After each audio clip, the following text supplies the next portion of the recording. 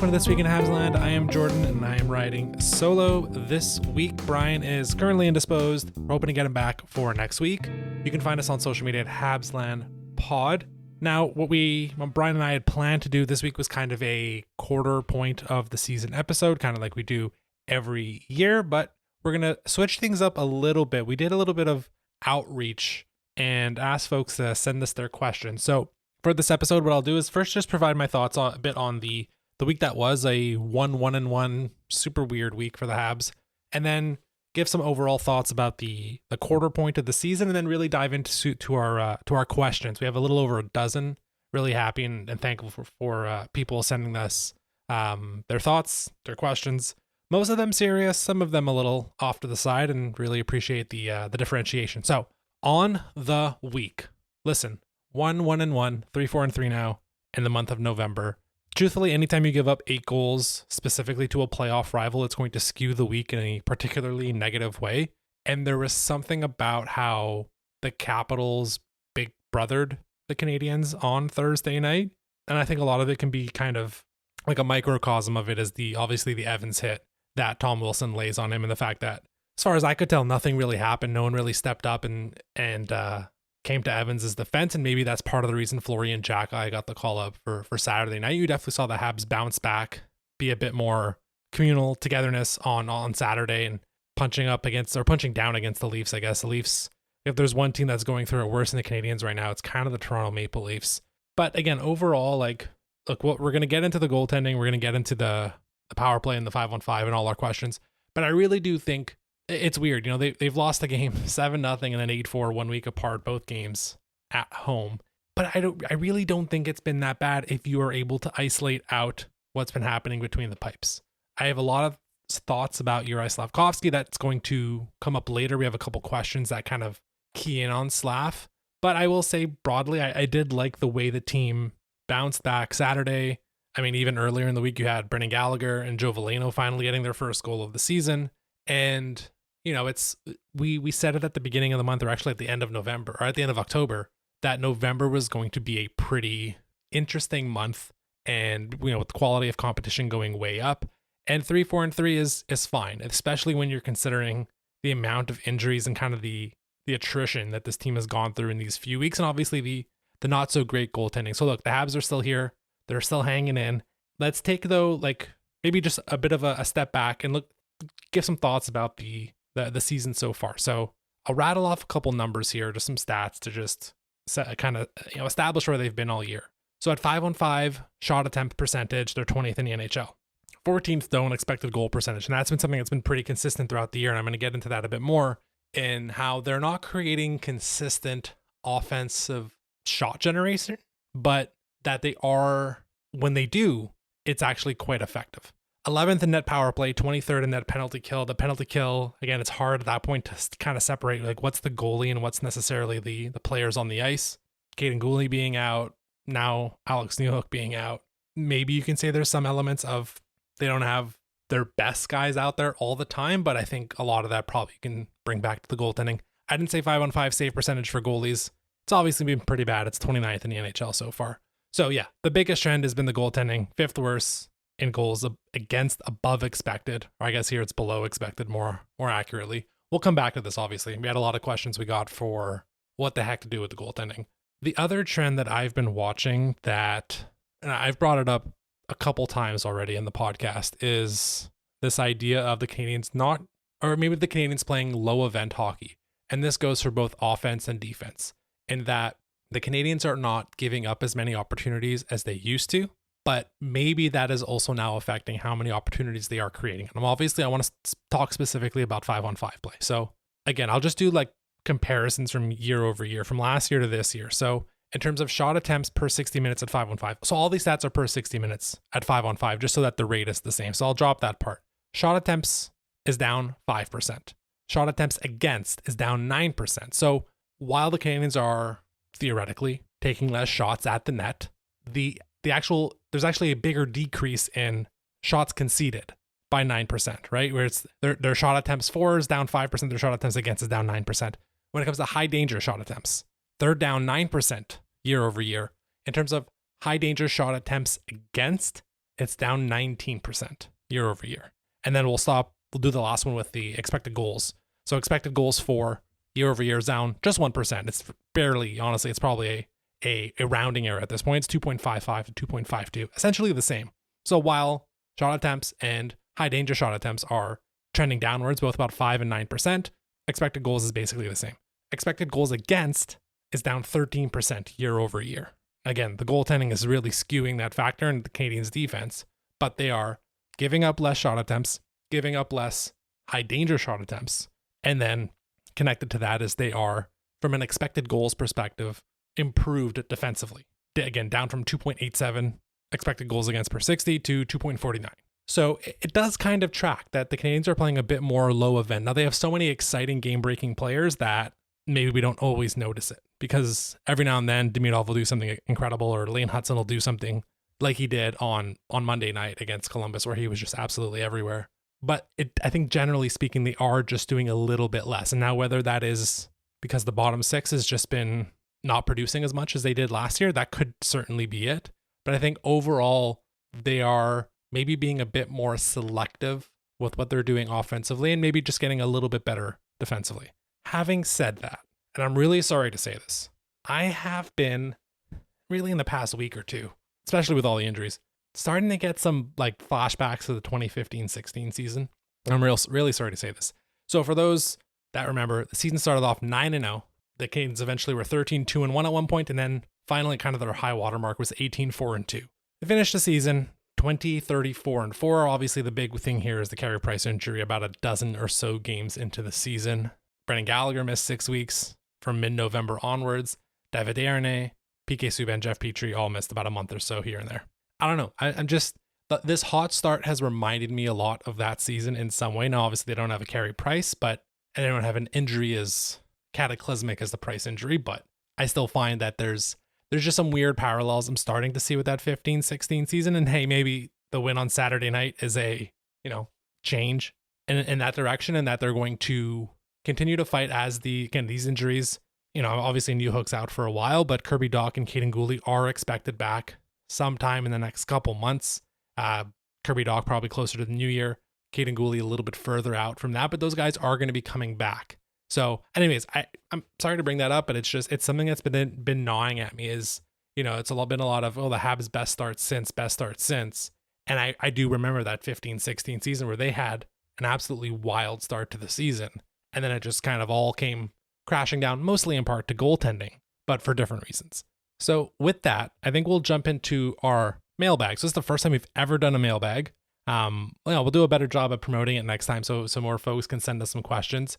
But we got a lot of good ones. So I tried to kind of group these where possible, because some of them obviously have some overlap. So we'll start off. We had a handful of questions about goaltending. So first, and again, thank you to everyone who sent these to us. First from my old man, Costas KP. Is the collapse of the Montreal Canadiens due to injuries or goaltending? Next, our buddy Santi. What is the long-term plan for goaltending as the Canadiens approach becoming a contender? Clearly, this tandem isn't the plan. So what is? And finally, for Mr. James, first-time listener, long-time caller, the Habs goalie tandem is in a mini slump right now, though Dobish did play well on Saturday night. I do agree. Do you give Jacob Fowler a chance from Laval just to give him a taste of the big leagues, or wait till he has to come up due to injury or a major breakdown? And then one final one here from Santi. Why is Monty such a Santi, to deal with that last one first, I don't know, I think we'll probably have to take that one offline. So basically, goaltending has been, as we were starting to put this episode together and get ready for it, my first question was, who has been the most important player on the Montreal Canadiens this season? And now you may think, hey, well, it's been Cole Caulfield. He's leading the team in goals. Or it's been Noah Dobson, because he's probably been the most important acquisition and he's really stabilized at least the top end of the defense. But I think the answer unequivocally would be Sam Montembeault, really. So looking at Monty's numbers, and at this point, it is truly a tandem.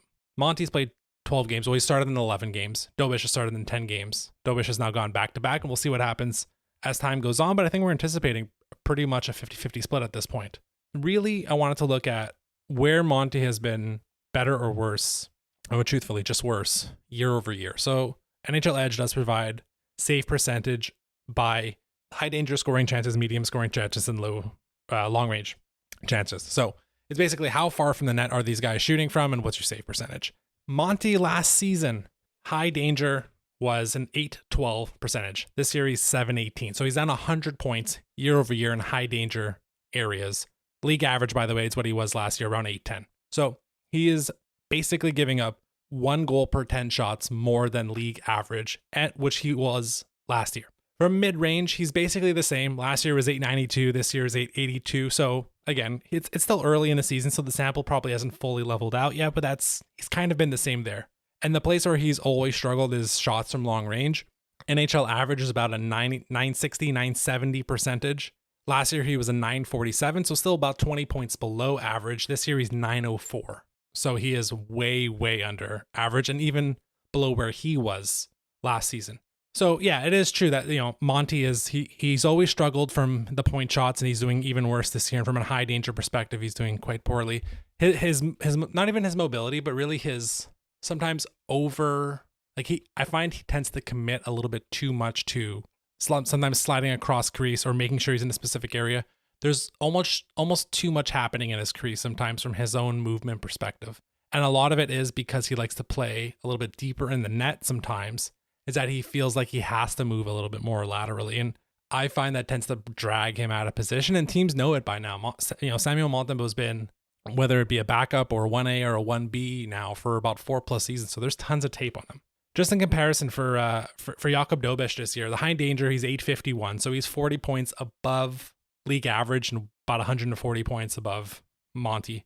Mid-range is where he struggles. He's well below league average. He's only around 80%. Again, Monty was at 892. That's kind of the one place where Monty is strong. And we're really seeing that Dobeš is weak in shots from the right side of the ice. Long range, Jakub Dobeš is pretty much bang on with the NHL average. He's around 96%. So Dobeš as well. Look, Dobeš has had a couple bumpy games in a row until Saturday night. And, one stat to kind of take a look at it, and it's not perfect by any means, is the quality start metric from Hockey Reference, which it categorizes essentially how consistent are you? Like, were you consistently good in this start, right? You didn't give up 5 goals on 21 shots.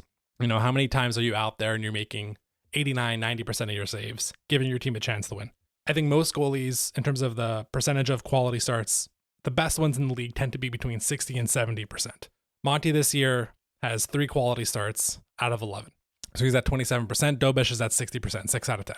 Monty in years past, including in 23 and 24, he's been in the 55, 60, even 70% range. So Monty has been a very consistent goalie, and that's been something that people, I think even last year, were complaining about, that Monty was not as consistent year over year, and it's really taken a nosedive so far this year. So that's what's been happening. So yeah, to answer some of these questions, I think it's absolutely been the goaltending and not necessarily in the injuries yet. The injuries do pile up, and I think Caden Gooley is kind of the one we tend to forget about, right? So like Alex Newhook was great, has been great, was probably one of the 6 or 7 best players of the first 20+ games of the season. Kirby Dach, a little bumpy in the first quarter, but I think he had kind of turned it around and was starting to contribute and had that great goal against Utah right before he got hurt. But I think there's no doubt in my mind that it's been the goaltending more than anything else, really. And now what you can do about that, that's where things get kind of dicey, right? So there's a couple components, right? So you can stay the course, kind of keep giving Monty about 55% of the starts, to Dobeš is 45% or so. I don't think St. Louis can stick with that too long, and I don't think he is, just based on the way he's been slowly starting to redistribute the load.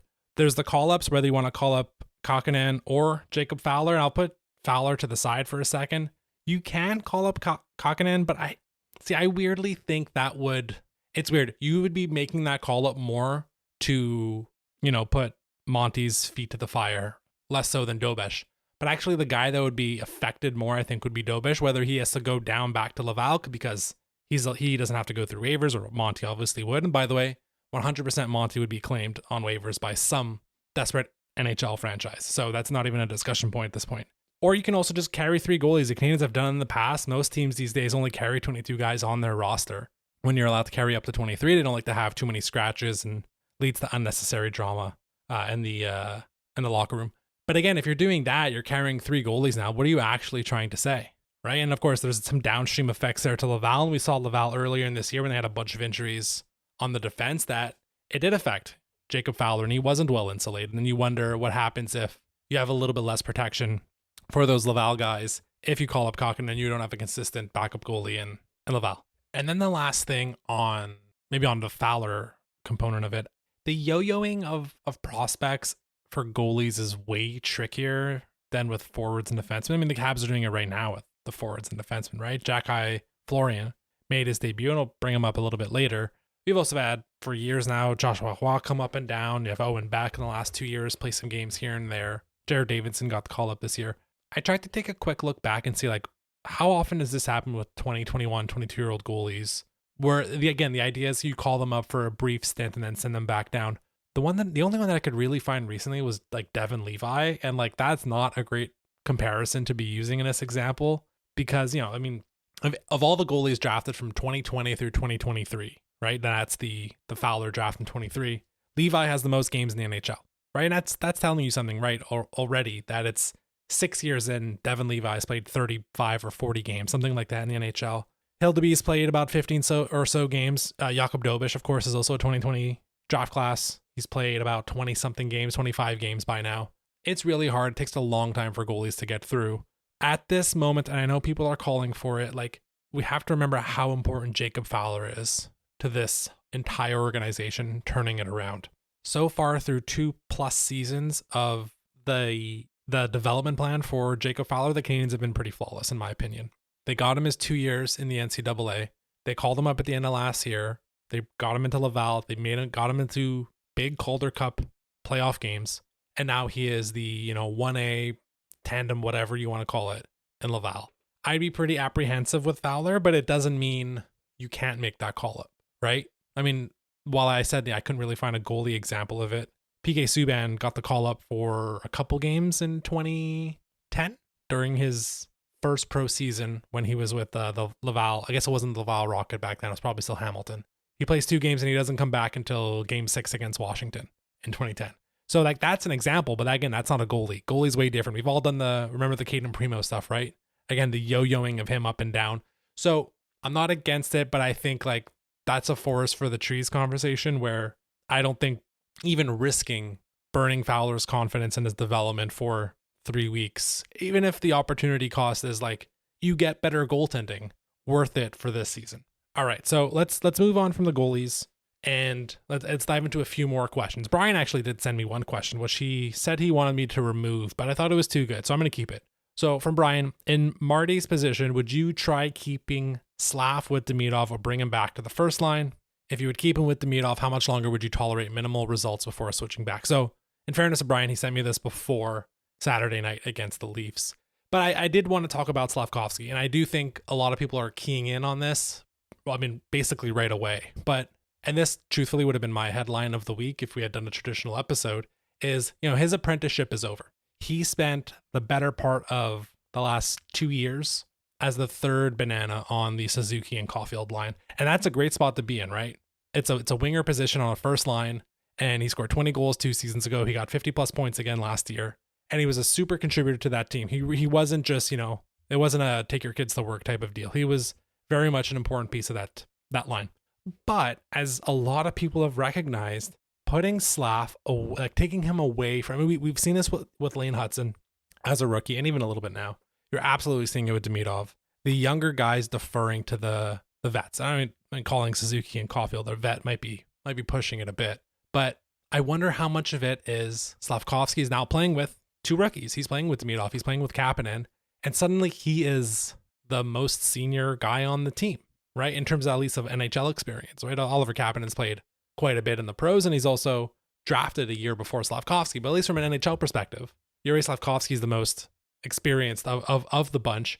And I think really it's just like, it's not that like, okay, I'm the captain now and I run this line, but I think it's more like he feels like he has a bit more authorship and a bit more freedom to kind of, not that he's necessarily like scared of like Suzuki or Caulfield. I don't think it's anything anywhere near that, but it frees up the mind a little bit, right? So through 3 games, this new line has a 53% expected goal percentage, which by the way is basically better across the board in all advanced stats than the previous Demidov Kapanen line with Alex Newhook. With Slav, so to answer Brian's question, like I'm obviously going to keep those guys together. I'm not sure exactly what's going on with Bolduc, with Suzuki and Caulfield. I don't know if I love what's going on there, but I think it's a fine combination to keep. And really, it's like continuing to unlock Slavkovsky. Now, he had an inconsistent week. We have to say that. He's been poor, and he's almost been rotating good games and bad games, and he's been yanked off the power play here and there. But overall, like, I think, again, I said this a few weeks ago, we're on the verge of Slav doing something, of really going to reaching another level. I think his points pace at this point is just completely misleading. The only player on the team with the worst expected goals above expected than him, basically, like, differential between how many goals you should have scored versus how many you have scored, is Brendan Gallagher. And that's because Gally had no goals up until this week. So I think it's happening with Slav. I think he's slowly unlocking it. I really like Slavkovsky with Demidov together. And it's really just like three young guys who kind of view all of themselves as like, we don't have to defer to a vet here.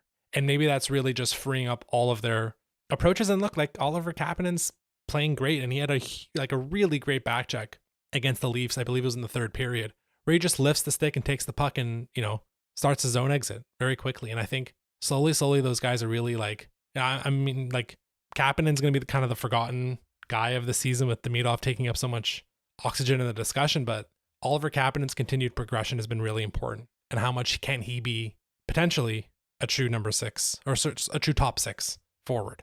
So I'm keeping Slav and Demidov together. As long as we're still solving what's happening on the first line, I think unlocking Slavkovsky's a very important thing to watch going forward. Okay, next question from Labro. What does your ideal power play unit look like based on what you have seen? All right, so St. Louis has been moving things around the last couple games here and there, right? Kind of rotating Demidov, Bolduc, Slavkovsky, depending on the game. Look, I think you obviously have to isolate the talent first. I don't see a universe where Suzuki and Caulfield aren't on the first wave of the power play, and I'll throw Hudson into there as well. While Noah Dobson is showing his worth, certainly on power play too. He shoots the puck a lot, honestly. For someone who's at the point, at least he's noticing when to shoot the puck, and maybe that's something the first power play wave needs.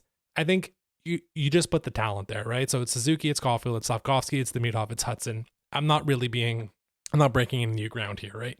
The one thing with Demidov, and again, I just mentioned it earlier, right? He needs to feel like he's allowed to shoot more. Now, maybe he's never going to be a guy that's shooting, Cutter Gauthier levels. But again, if we're looking at shot attempts per 60 on the power play, Demidov ranks only above Brendan Gallagher. So he shoots, of all the Habs players who have been on the power play, at least more than a cursory minute or two, only Brendan Gallagher is shooting the puck less than Ivan Demidov. And especially for a guy who is set up in a position that is meant for one-timers, I think he's deferring a little bit too much. And that, by the way, that includes, like, Lane Hudson is shooting more frequently, per minute at least, than Ivan Demidov is. Noah Dobson, again, he's like 4th on this list. It was kind of unreal to see him that high. But again, I think that's him just understanding what power play 2 does, and that every now and then it's okay to let a point shot go. And also you can creep in a little bit more from the point nowadays, with the fact that most penalty kill units don't guard that, don't take that spot anymore. So yeah, I honestly, it's take the 5 most talented guys and tell them to figure it out and shoot the puck a little bit more. That's kind of how I feel with it. So next question we got here. So this is like, we're moving a little bit away maybe from the Martin St. Louis component of it, and maybe just looking a bit at the season as a whole. So another one from Lauro. Which player has been the most pleasantly surprising so far this season? So I may have been inclined to pick Alex Newhook, right? But I think that it has to be Mike Matheson, right? I think people had the pitchforks out at the beginning of the season. I mean, they had him out all of last season, to be fair as well. But the fact, how much like he's turned the corner. And a lot of it obviously is that pairing with Noah Dobson. And it's been, for the most part, that pairing has been really fun to watch. Now, their advanced numbers aren't that great, but they're 9th in the league in most minutes at 5-on-5 together. Among defensive pairs, that is. And I think the stability that those two guys bring each other, I think when we were talking about the pairings coming into this season, a lot of people wanted to put Mike Matheson on a third pair. And even Brian and I were talking about, well, obviously Dobson was going to be the number 1 guy in the minute eater, and he'd be playing 25, 26 minutes a night, and then we'd see who number 2 it is. But it might be, I think we viewed Lane Hudson as the clear-cut number 2 guy. And then again, my co-host at times would say, well, Mike Matheson should be not even 3rd, right? Gooley should be 3rd, and then on, maybe get him 4th or 5th down the list. Mike Matheson's leading the team in ice time, and he is 9th in the NHL, at least among defensemen, at 5-on-5 points so far this season. He has 14 points at 5-on-5. All of last season, he had 20. So again, there's something in this pairing with Dobson where those guys just complement each other so perfectly. And their chemistry, despite the fact that they hadn't played before, their chemistry has been terrific since training camp. So again, contract year, obviously, have to mention that. Like, who you never know how much this plays into to how a guy's gonna perform. But broadly speaking, yeah, I mean Mike Matheson kind of being the team's. I mean, I said it last week. I don't know if you can be a top pairing defenseman. Sorry, a number one defenseman, or viewed as a number one defenseman if you're not on both ends of the power play, or sorry, at least on any of the power play units. He's obviously on PK1. But yeah, to me, it's been Matheson. And, again, before he got hurt, Alex Newhook was really making a push for that, because him too, that was a guy he was finally slowly starting to break out, and that just makes the injury so much more painful to see. Next question, also from Labrador. I think this is the last one we had from you. Which game and/or moment has been the most memorable so far this season? So I have a few written down, but truthfully, I don't think there's a real winner here. I don't know if there's a defining game of the season so far, or a no doubt about it moment, and maybe that's good, right? I think so many times in years past when Brian and I have done our game of the year or goal of the year, it's frankly usually been something in October. And despite the fact that the Canadians had a wickedly good October, I'm not sure. Now, there's a couple goals in there that are pretty great, but I'm not sure if the defining moment of the season will be in the first quarter of the year. And I think that's actually kind of a good sign that the team is kind of progressing towards, this is fun, but there's more important stuff down the road. So the couple things I had was the Demidov game tying goal at home against Seattle, that back and forth give and go with Patty Laine.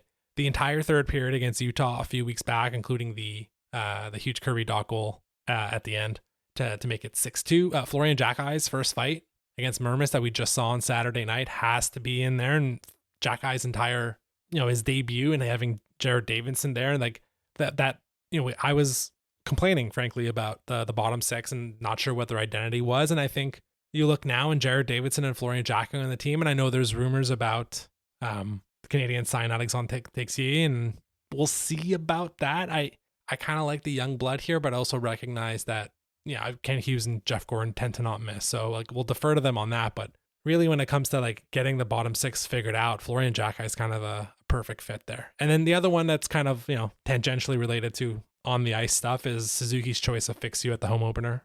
I think that is a terrific moment. The Canadians have had some pretty cool and memorable ceremonies so far this year, of course, but I don't think anything tops Suzuki choosing Fix You. I'd love to know, truthfully, give him truth serum, give him Verity serum, whose idea that was, really. So anyways, next question. This one's from Ailey from Ottawa, and definitely not that's something that I wrote and put her name on. If the Habs season was a movie, what would it be? So obviously this is hard because season isn't over. A couple ideas that came to mind in terms of kind of a sprawling adventure, kind of a little wacky, just a ragtag team of guys. The Martian and Guardians of the Galaxy one came to mind. Although those don't quite totally fit. Edge of Tomorrow is another one that I kind of thought for a moment of kind of repeating the same cycle over and over again. But I think the pick right now is Christopher Nolan's Tenet. So this is something that was, 2020, 2021, this movie. It's a movie that is visually appealing, but kind of maddening to watch. You never know if you're kind of going forward or going backwards. For about 12 minutes or so, you'll completely understand something, and then something else will happen and you'll be just completely thrown out of whack and have no idea what's going on and kind of frustrated. Yeah, that's been the Habs season so far. It's exciting. It looks cool, but I can't really explain to you everything that's happening. But broadly, I can. Also, just in this example, Nick Suzuki is Robert Pattinson. All right, a couple more questions I wanted to go through before I wrap this one up. Big picture wise, got a couple somewhat serious questions before we get into kind of the wacky ones towards the end. This one's from Carl. In the context of needing a second line center, who do you see as a potential trade target, and what would you be prepared to give up to make it happen? And then another one from Brendan. Do we see Michael Hage this season when his season in Michigan is over? Okay. So this is something I've wanted to kind of tackle of what the heck do we do with the second line center? And part of it's going to be predicated on what the Canadians are doing. And I think a lot of what's defined Hughes and Gordon so far during their tenure is that they can be very opportunistic and take advantage of those moments. They have a plan, they have a strategy, but they allow themselves to improvise, plus or minus 20%, to take advantage of the situation. I think really the first Sean Monahan trade is that, when they just, I don't know if they needed to get Sean Monahan a few years back, but they made that trade. They got that first round pick. Same goes with the Patty Laine trade and the Noah Dobson trades, right? You're in on it, but that's not necessarily something they absolutely needed to do that year and make that move, right?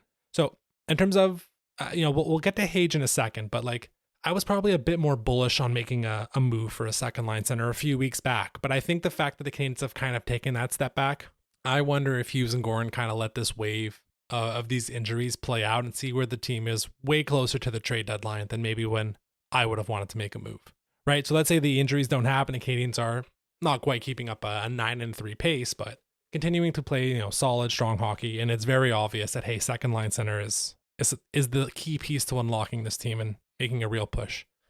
I don't know if we've mentioned him explicitly on the podcast yet, but Nazem Kadri is the one guy that I've kind of been keeping my eye on. Now, Don Maloney, president of the Calgary Flames, made some actively hilarious comments this past week where he said how, it's no fun the only fun part of getting the first pick in the draft is when you make the pick itself. There's a lot of pain before that. And that's something that this team is not trying to do, and they need more Nazem Kadris on their team. Completely omitting the fact that they're last in their division and going to be one of the worst teams in the NHL this year. You don't have to tear it down to the studs if you already suck. Anyways, Nazem Kadri is interesting. Like, I don't mind that contract, especially if Calgary would want to retain a bit. I think if they do want to retain, it depends on Kadri's willingness to go different places to build a stronger trade market. But if Kadri, who's a guy who's in his mid-30s, really just wants to go to one or two teams, maybe that helps drive down the cost. Anyways, I think for the time being, I think you wait it out. I think you wait to see where the Canadiens are in a month, and at that point you make that decision. I was way more interested in making this move early in the season a few weeks ago, but now again, given what's happened, you need to kind of improvise and move around that. So in terms of what I'd be willing to move, and this can transition into the Hage part of the discussion, it ain't Hage. I can say that confidently, nor is it Jacob Fowler. Those are kind of the two biggest prospects at this point. I know people want to put Jarofsky in there. I'm not totally there yet, but maybe in a few weeks I will be. So are we going to see Hage before the season is over? I think definitely yes. But the real question is this a Sean Farrell debut or is this an Ivan Demidov debut, right? The whole, and I know Demidov wasn't an NCAA player, but the Canadiens have had it pretty consistently over the last few years of burning that first year of the ELC. Lane Hudson's obviously another great example in here. Michigan are looking pretty good this year in the NCAA. Looking to get more of an at-large, but I think Michigan State are also, at least I believe they are in the same conference, which would make anyways, NCAA gets confusing. Point is, they should be making the tournament. The Frozen Four ends the last weekend of the NHL season. So there is a chance that Michael Hage, should Michigan make it to the Frozen Four, would be able to play in the last game or two. Now, if this is a Fowler situation where there's no space for you on the roster and the Canadiens need to win every game, that can get confusing. But also, like Brian and I have mentioned in the past few weeks, there's a roster spot open, and there might be a couple roster spots open now with all these injuries. And I don't think it's out of this world to think that Michael Hage can be one of those guys that fights for one of those spots. I just don't think it's 2C, right? As long as that we were baking that into the discussion right away, that Michael Hage is not the answer at 2C this season, nor probably is he that answer next season, then I think we can have a much more realistic discussion about Hage being a contributor. And that truthfully at this point, what we're looking at for the second line center role is Oliver Kapanen or a healthy and productive Kirby Dach. It's one of those two guys, because beyond that, I don't know what we're getting. And I'm not sure, again, given the injuries, given where this team might be, given goaltending, truthfully, if the goaltending doesn't figure itself out, that'll also sink the team. Then it's probably not worth pushing in, at least for the trade deadline. Again, we're presuming Sid will not become available this season at this point. I'm not sure it's worth putting your chips in at this trade deadline to make a move for a second line center, and you wait to the offseason to see what happens at that point. Okay, so I think thankfully we're running out of the serious questions. We have a handful of more, kind of in like an other category. So again, thanks to Carl for what is probably the most important question of this podcast. So we're doing a Chuck, Mary, Kill, and Carl has thrown Michel Therrien, Jacques Martin, Randy Cunneyworth into this. Okay, so listen. My interpretation of this, and obviously I'm editing it. So for Chuck, I'm going to pretend that this is you have 1 year with this coach, but your team's a contender. Mary is, you have 10 years with this coach, and you're in part of a rebuild. So they're going to get the first few years as the team is young, very much like St. Louis is right now. And then you're running it into contention years. And Kill is obviously, I never want this guy stepping foot in my organization. So, I mean, this is going to completely torpedo my response here, but I'm killing Michel Therrien. And I'm very happy to do so. I think I've been very vocal on the podcast about my disdain for what this organization led by Michel Therrien and Marc Bergevin did, and how they treated PK Subban and how they kicked him out the door very happily and then used the media to smear his name for the next 6 months. So I don't care. I don't like him. He's dead. Now, that does put me in a bit of a precarious position because Randy Cunningworth coaches 30 games as an interim head coach for the Montreal Canadiens and never steps foot in at least a coaching standpoint in the NHL ever again. I believe he was in the Buffalo organization for about a half a dozen years after that. Jacques Martin is obviously the best coach in this group. I mean, I would probably still put him ahead of Michel Therrien. So it's like, I guess the question then becomes, what is a better usage of Jacques Martin's time? I'll go with Mary for Jacques Martin, which does mean I have Randy Cunningworth coaching my team as a contender. But again, I'm very happy with my Michel Therrien decision here. So it doesn't matter to me. I'm okay with that. So thank you, Carl, for that question. It's going to torment me all week long. Next question is, why won't you trade me Zach Werenski? Oh, wait, that's my question towards Graham in our fantasy league. Next question. Next question, also quote unquote from Ailey from Ottawa. What do you think about the Habs hosting an outdoor game at Parc Jean Drapeau in 2027? So this was rumored a few weeks back, and I'll be honest, I still have not heard a legitimate reason for why Molson Memorial is never considered and not suitable here. It holds 25,000 people. You can add temporary seating to get it over 30,000. We've seen games held in Hamilton that have held, had an attendance in and around that number. I think the atmosphere and the experience would be infinitely better than Parc Jean Drapeau, especially as a temporary setup. And I think also broadly, I thought the Heritage Classic, I'm annoyed the Heritage Classic doesn't happen every year, but we just completely skipped 2025, by the way. So it's now been 2+ years since we've had the Heritage Classic. And the fact that we're announcing Stadium Series in Texas 2 years in advance, but we can't figure out what to do with the Heritage Classic annoys me. But yeah, generally, again, let's just do games at Molson Memorial. It'd be so cool to have a Habs game on the hill at McGill Stadium. Yeah, it bugs me that is just something that we just never consider. Okay, next question from Carl. This is a bit of a callback to some of our what if segments that we did, I think maybe a season and a half ago. So what really is a bigger what if? So Kreider on Price, which I think we've more or less touted towards the very top of the list, or drafting David Fisher over Claude Giroux. So I want to dive on the Claude Giroux stuff. And really just on the concept of a draft what if, right? So if this is something closer towards the top of the draft, a top 3 pick, top 5 pick, Galchenyuk over Philip Forsberg, or David Reinbacher over Matvei Michkov, I think that's very legitimate. I think if you're at the very top, I think these what ifs have a lot of standing. I think the further down you get in the draft, the less weight it holds. Now, I think there are some exceptions, I think Cam York over Cole Caulfield is a very legitimate one for Philadelphia Flyers fans. That's one that I think you can hold up and say, yeah, that was kind of the obvious pick at that point. I think once you get to the 20 point and it's kind of all over the place, I think it becomes a little bit harder. So I just wanted to add a bit of that context because I do believe we've also said in the past, what if you drafted Kreider over Louis LeBlanc? And there's a lot of elements of that in the Habs hosting the draft in 2009. But to go back to 2006, so David Fisher, by the way, was ranked pretty consistently between 16th and 25 that year. Central Scouting, so NHL Central Scouting had David Fisher as an end of first round talent. The Hockey News had him ranked 25th. Claude Giroux, by the way, was not viewed as a first round pick, barely a second round pick. Now, Giroux goes 22nd, I believe, and has a wonderful Hall of Fame worthy career, still having it. So is that bigger than Kreider on Price? No, because Kreider on Price literally happens in a conference final where you lose in 6 games with your backup goalie. Now, do they beat the Kings in 2014? I don't know, but what if Carey Price is healthier from 2015 through 2021, right? That 2016 team was quite good, despite, what I just said. It collapses because Price isn't there. So I still think it's Price, Kreider Price. But the Giroux thing is interesting. But on the David Fisher stuff, so David Fisher never plays in the NHL. I don't know if we probably have talked about him here and there. But if you want the silverest of linings, because David Fisher never even signs a contract with the Montreal Canadiens, they received the comp pick in the 2011 draft. Now, how comp picks work, and we had this discussion when the Habs were potentially considering not signing Logan Mailloux. What happens if you don't sign your first round pick is you receive a comp pick, which in the next available draft, that is 1 round later. So he was the 20th pick in the draft. This is back when there were 30 teams. So the Canadiens received, and they don't give him a contract. His rights expire in 2010, which means in the 2011 draft, they get a comp pick 1 round later. So from 20 becomes 50. So they get the 50th pick in 2011, sorry. That pick was used, by the way, for the rental that was James Wisniewski, who was quite good for the Montreal Canadiens in 2011 and through their playoff run against the Bruins that they lost, sadly, in 7 games. So not all was lost with that pick, but I hear you. Yeah, Claude Giroux would have been better. I just think the forecast on Giroux back at the time was obviously not a guy who was going to play 1,200 games in the NHL and be a Hall of Famer. So, but yeah, I mean, that would have been terrific.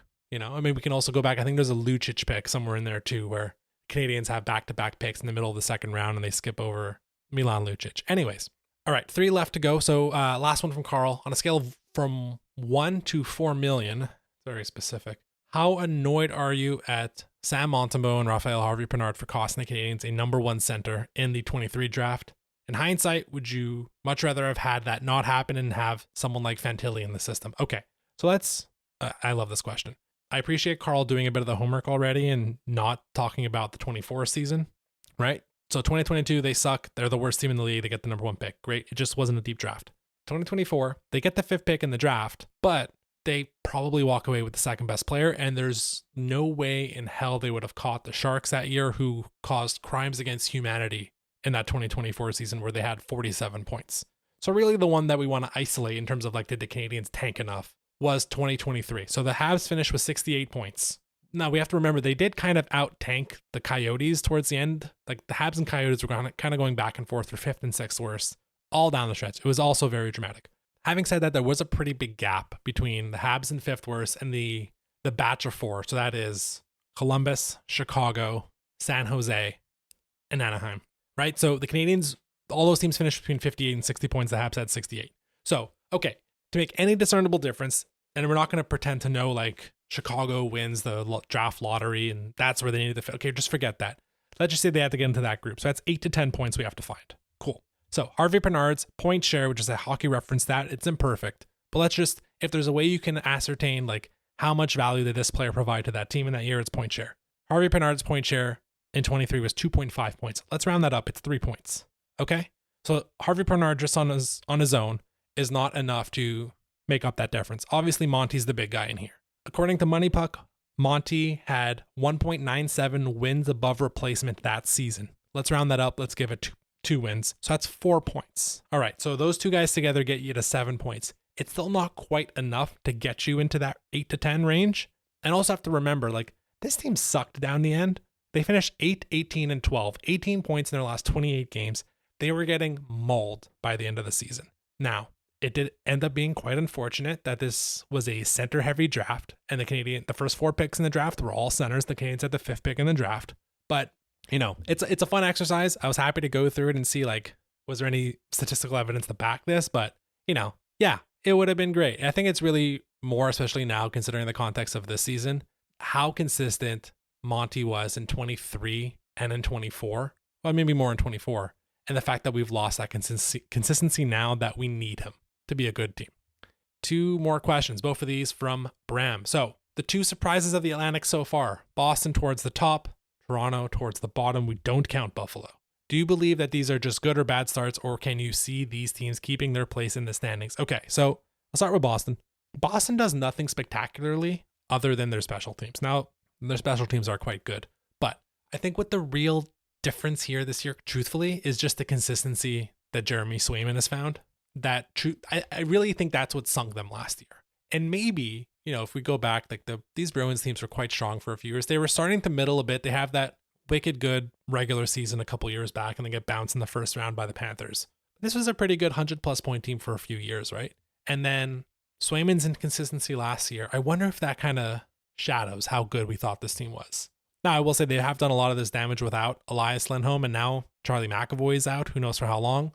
But I think what the Bruins are doing is more real, and I think that's probably more realistic than the Leafs like bouncing back, truthfully. I do wonder with the Bruins if there's a bit of regret with the Marchand and Carlo trades. Now, look, they got 2 first-round picks and Fraser Minton out of it, so they can't be that mad. But what if a lot of last year was just kind of a mirage, and Jeremy Swayman with his post-contract malaise, and now that he's bounced back, they're back to being a 95, 100-point team.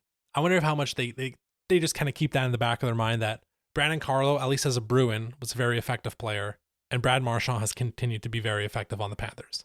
On the Leafs end, look, it's core 4 -1 really points out the fact that the Leafs are kind of put together, like the rest of the roster is put together with scotch tape and gum.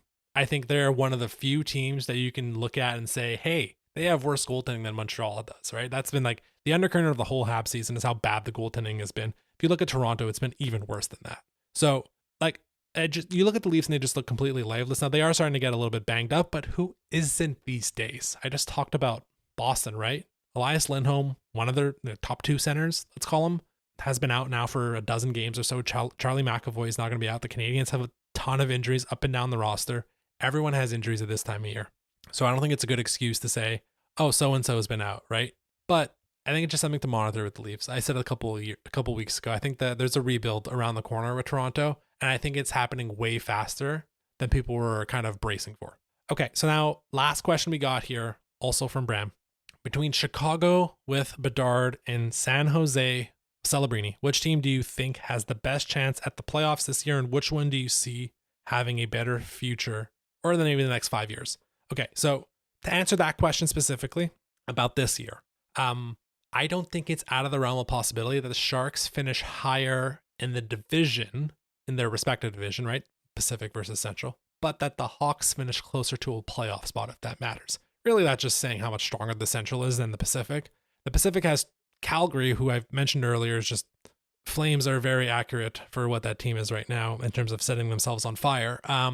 Vancouver Canucks has just been, you wish they were better, but they're not. So I think there's a chance that the Sharks finish as high as 5th in the division, but that the Hawks, who might finish 6th, actually are closer to the playoff spot, considering how much deeper the Central is. So that's the this year question. So zoom out a bit and let's look a bit more long term. Now I will say, Bram, not lost on me. You do not give me, because you gave me Bedard and the Blackhawks, you gave me Celebrini and the Sharks. You obviously did not give me Leo Carlson and the Ducks. It's not lost on me. You skipped out on that, and tells me a little bit about what you really think and who you really fear.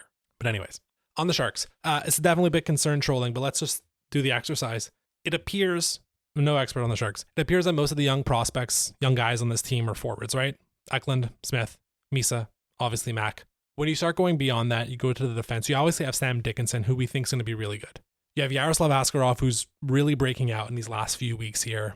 But like kind of beyond that, I do wonder what, like, are you just setting yourselves up to be core 4? Are you setting yourselves up to be early 2010s Edmonton? Now, Celebrini is more talented, than anyone of early 10s. Like, this is obviously like the Taylor Hall, Nugent Hopkins era teams before McDavid and Draisaitl, obviously. Celebrini is better than any of those guys. But it's just something to keep in mind, right? As you're building out your team, just like collect talent. That's what I've been saying all these years with the Habs. Eventually, you have to balance it out a bit, and I think they can. Something I do like about the Sharks is that they have been doing a good job of insulating the young guys. Obviously, Tyler Toffoli's on the team, Dmitry Orlov. There's an absolute truckload of cap space. The one thing that I'd be a bit like, I would have preferred if I was a Sharks fan, is having long tenured guys who've been like on the Sharks for several years to kind of help coach the younger guys in terms of like what playing hockey in San Jose is like. Now I know Ferraro and Goudreau kind of would fit this bill here. So like there's something there, but I like how the Sharks are approaching the kind of like, we need to have some vets. I mean, Anaheim's doing this as well, but I know we're not talking about Anaheim. Like mix in some vets with the young guys, and it might piss off some fans. So you're not losing as many games as you want. And the Habs did this obviously as well by having Anderson and Gallagher and Dvorak and Savard over the years. But I do think that insulation just makes the development at the NHL level so much more sound.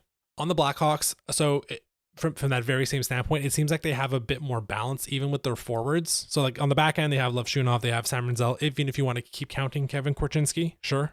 But even in the forwards, it seems like with Oliver Moore and Anton Frundell, there's a bit more variance and variety to what they're building.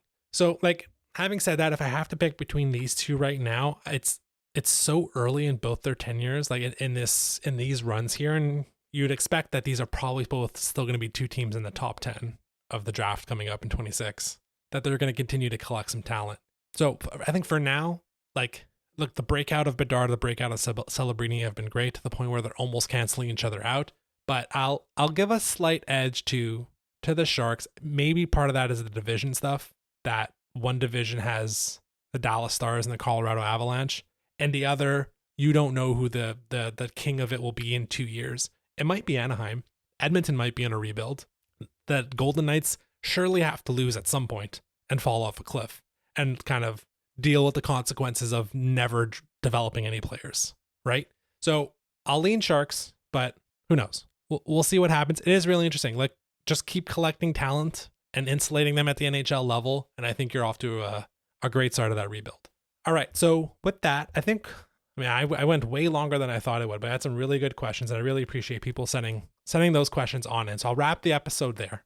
We'll be back hopefully next week, Brian and I, to keep talking about our beloved Montreal Canadiens. You can find us on social media at Habsland Pod. If you like what you heard, feel free to leave a 5-star rating on Spotify and Apple Podcasts. And then, next time we do a mailbag, we'll be sure to get the word out way sooner so we can get a few more people sending in questions. But until next Monday, go Habs.